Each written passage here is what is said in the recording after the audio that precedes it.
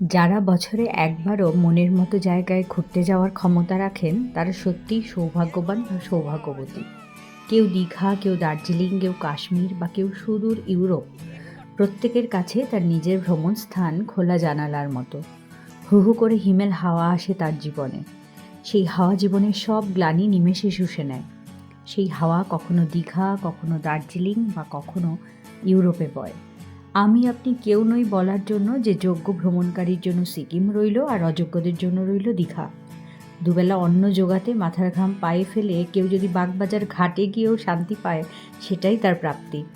মানুষকে বাঁচতে দিন, খোলা জানালা সবার দরকার। আশা করি এই উপলব্ধি আমাদের সবার হয়েছে। তাই দীঘায় হানিমুন করতে গেলে তাকে দেখে মিম বানাবেন না। সেটাই তার শখ, সেটাই তার জানালা, তার ইউরোপ। আমি এমন একটা মানুষ যে কোনো সময় যে কোনো ঋতুতে পাহাড়, পর্বত, নদী, সমুদ্র, মরুভূমি যে কোনো জায়গায় যেতে রাজি। কোনো অফ সিজন নিয়ে ভাবি না। আমার মধ্যে যেটা কাজ করে সেটা হলো যাব, তারপর দেখা যাবে। আর ঠিক এইবারের দারিংবাড়ি ট্রিপটাও ঠিক এরকমভাবেই প্ল্যান করা, হুটহাট করে দুদিনের মধ্যে সমস্ত কিছু প্যাকিং করে নিয়ে বেরিয়ে পড়েছি দারিংবাড়ি। যদিও মুখ্য উদ্দেশ্য হলো পুরীতে জগন্নাথ দেবের মন্দিরে পুজো দেওয়া, আর তার সাথে হাতে একদিন সময় থাকায় আমরা ঠিক করলাম যে আমরা দারিংবাড়িও ঘুরতে যাব। আর সত্যি বলছি, দারিংবাড়ির অপরূপ প্রাকৃতিক সৌন্দর্য দেখে মনটা জাস্ট ভরে গেছে। একটা সময় এমন হয়েছে যে দু চোখ ভরে শুধু দেখেছি। আর দারিংবাড়িকে বলে উড়িষ্যার কাশ্মীর, আর কথাটা একদম যথাযথ। যেদিন ফিরে আসি দারিংবাড়ি থেকে পুরী, তো রাস্তাটা হলো ঠিক যেমন আমরা ছোটোবেলায় যে দুটো পাহাড়ের মাঝখান দিয়ে পথ নেমে যাচ্ছে এরকম যে একটা দৃশ্য আঁকতাম, ঠিক হুবহু সেম।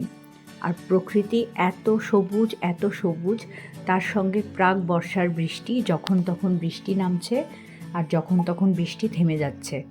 আর এই আবহাওয়ার মধ্যেই আমরা বাচ্চা কাচ্চা নিয়ে যতটা পেরেছি আমরা ঘুরেছি। আর আমরা ছিলাম ইকো হোম রিসর্টে, তো সেখানে আমরা ঘোরা ছাড়াও খুবই সুন্দর সময় কাটিয়েছি, খাওয়া দাওয়া, আড্ডা, গল্প গুজব, গান বাজনা করে। তো এবারের ট্রিপটা ছিল একদমই অন্যরকম। প্রথমে আমরা যাই কফি গার্ডেন, আর কফি ছাড়াও ওখানে অনেক মশলাপাতির গাছও ছিল, আর ছিল একটা খুব সুন্দর অ্যামিউজমেন্ট পার্ক। আর সেটা দেখে নিয়ে আমরা যাই দারিংবাড়ির অন্যতম আকর্ষণ মৃদুবান্দা ওয়াটারফল দেখতে। তো যেহেতু প্রাক বর্ষা, তো সে কারণে বর্ষার জলে ওয়াটারফলের যা সৌন্দর্য সেটা এতটা সুন্দর হবে ভাবতেই পারিনি। তো পাশ দিয়ে যখন আমরা সিঁড়ি দিয়ে নেমে অনেকটা নিচে নামতে হয়, যদিও এটা অনেক বড় ওয়াটারফল নয়, তা সত্ত্বেও এর সৌন্দর্য ছিল অসাধারণ। সবাই আমরা ভীষণভাবে এনজয় করেছি। যারা এখনও দারিংবাড়ি আসেনি, চোখের আরাম, মনের আরামের জন্য, শান্তিতে নিরিবিলিতে কয়েকটা দিন কাটানোর জন্য কিন্তু এখানে আসতেই পারো। নেক্সট ডে দারিংবাড়ি থেকে পুরী ফেরার পথে এই ভিউটা দেখে আমি আর লোক সামলাতে পারিনি। এটা একটা ছোট্ট ভিডিও করে রেখেছিলাম। দুপাশের গাছের ডালপালাগুলো এমনভাবে একটার সঙ্গে আরেকটা মিশে ছিল যে একটা ন্যাচারাল ব্রিজের মতো দেখতে লাগছিল।